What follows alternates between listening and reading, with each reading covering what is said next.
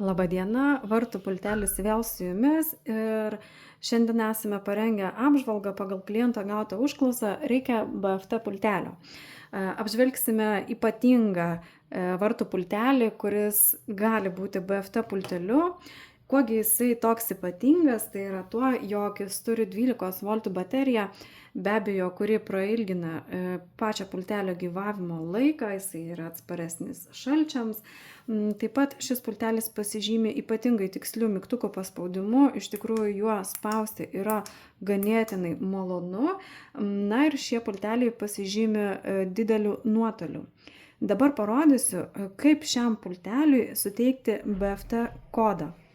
Visų pirma, reikės ištrinti visą turimą pultelio atmintį, jeigu kartais jame kažkas buvo įrašyta, tai spaudžiame pirmą ir antrą mygtuką kartu ir laukiame, kol sumirksės.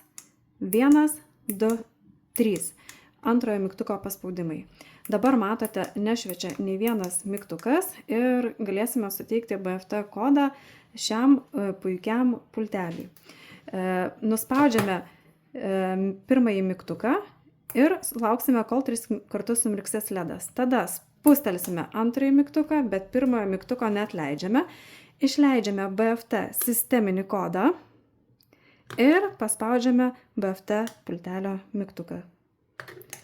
Taigi matote, jog šiame pultelyje iš karto visi mygtukai buvo įrašyti ir jau šitas pultelis gali būti BFT pulteliu.